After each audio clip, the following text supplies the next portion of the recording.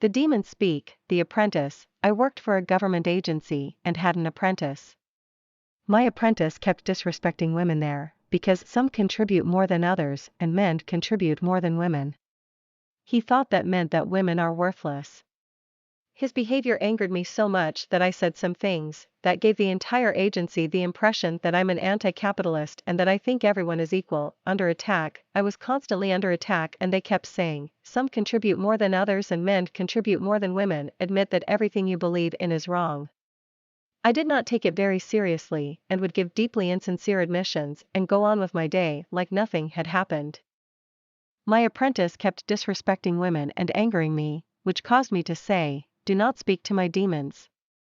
When I said that, there were voices from mobile phones randomly saying things like, they heard that. They're coming. The others in the agency heard that I had said that and would drop by and say, I want to speak to your demons. It was always followed by a voice saying, heard that, followed by lightning and thunder right outside of the window. The lightning strikes were sometimes so powerful that everything flashed white, like a bomb had gone off.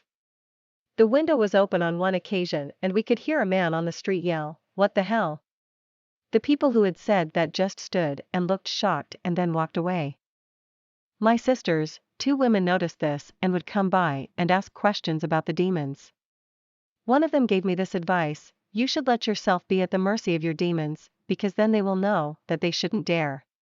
The other woman asked me questions about Lilith. Did that myth have meaning to me?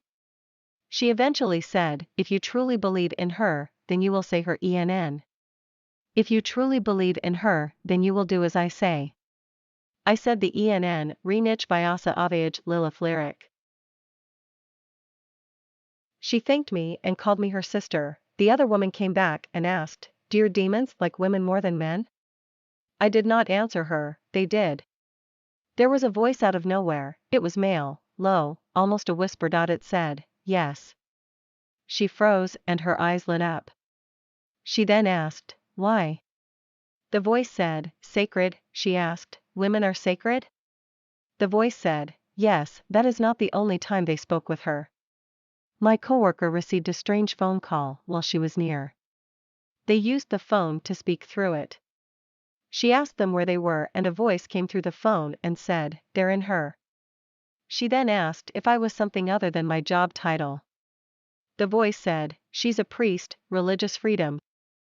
The deputy director came down and asked if I held a spiritual belief that placed special emphasis on women. I admitted it. She asked if women were sacred to me and I said yes. Then she asked if such a belief is protected by religious freedom.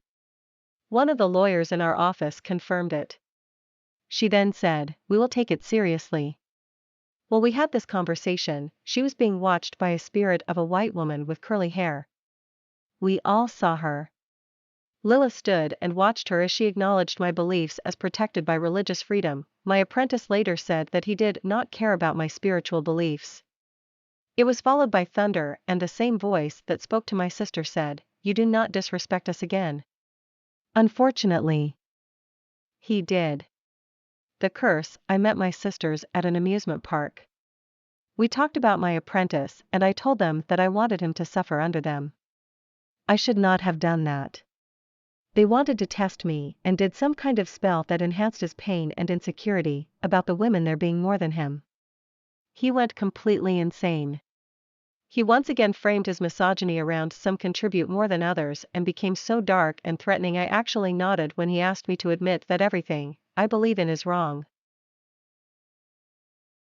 It didn't mean anything to me, I just felt threatened because he was about to attack me if I did not agree. I acted like nothing had happened, but he felt that he had won and his behavior got worse. My sister came and asked why I had given that admission and I explained that such admissions will always be insincere and are therefore worthless. She agreed. Then it escalated again, but this time I did not respond with anger. I explained that the women there are more than him and that most of them are more than me. I explained that the inequality was in their favor and not his. He did not accept it, but the agency was now on my side. I even knelt for a woman.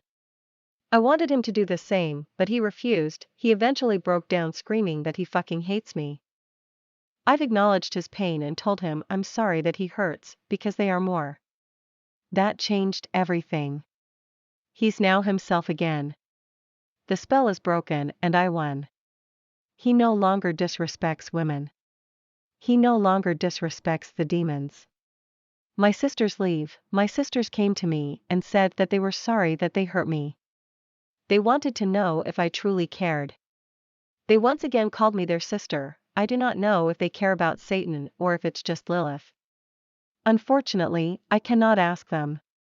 They have been fired, because it was supposedly in my best interest that they're not there. One of them came by and asked how I was. She then asked how my demons were. She had tears in her eyes. I said my demons were belligerent and multiplying. She then left with a huge smile. Everything you believe in is wrong. I've made it clear that I could not take anyone who said that seriously and that I disregarded and ignored the people saying it. They have acknowledged that it is wrong to say that because of my spiritual beliefs. They no longer say it. I still feel guilty and ashamed for having been threatened, intimidated and manipulated into giving such admissions, although insincere. It is clearly offensive to the demons. Most of the people who have said that have gotten hurt, fired or humiliated. My faith in Satan, Lilith and the demons have only been strengthened. I hope they're proud of me. Political and religious persecution. The state is officially politically neutral. Unofficially, it's heavily engaged in religious and political persecution of working and lower-class people who are seen as acting in a way that does not acknowledge that they are insignificant within the game of capitalism. Some contribute more than others. You are nothing, act like it. Free speech and religious freedom means nothing to them in this context. Targets of the state: 1. People who act with confidence and are publicly outspoken. Everyone is not equal, some contribute more than others. Keep your head down and act like you're nothing. 2. Women with short hair. Assumed to be feminists. Men contribute more than women. 3. Feminists or anyone placing any emphasis on women. Men contribute more than women. 4. People who talk about any kind of equality regardless of context. Everyone is not equal, some contribute more than others. Keep your head down and act like you're nothing. 5. People who do not seem to be responsive to authority figures, especially male. Some are more than others, men are more than women. 6. People who talk about questioning authority and thinking for yourself. Some are more than others, those who are more know best and should always be believed. 7. Communists and socialists and anyone who shows an interest in them. Everyone is not equal. I've been targeted for years because I do not act like I'm nothing, can be outspoken, respond better to female authority figures than male, and have at times been openly interested in issues related to inequality. Conclusion: the mentality enforced by the state attracts narcissistic psychopaths who have a fanatical obsession with being more than others. Weak misogynistic men are attracted to men contribute more than women and use this to justify their intense pathological hatred of women. The people at the top truly are the least among us, relying on the power of the state to threaten, bully and intimidate the others into submission. The most disappointing thing about this is that there seems to be little resistance, because the power of the state is simply too overwhelming. People stay silent out of fear, disagreeing with, contradicting or arguing with everyone is not equal. Some contribute more than others, men contribute more than women will make you a target of the state, because it means that you oppose capitalism and the state. They will target your family. They'll track your phone and show up anywhere you go. They'll try to humiliate you in public or in front of your family. They'll show up when you're home and with the aid of the police unlock your door and intimidate you until you pretend to agree that everything you believe in is wrong. You'll be persecuted. They'll keep harassing you until you give up or they arrest you. I don't even want to think about how the people they arrest are treated. The Danish State, the police and the National Intelligence Service acts like this towards Danish citizens. The interpretation of capitalism ruthlessly enforced by the state is profoundly authoritarian and fascistic. It has nothing to do with freedom or the rights of the individual, but everything to do with power and dominance enforced by some over others.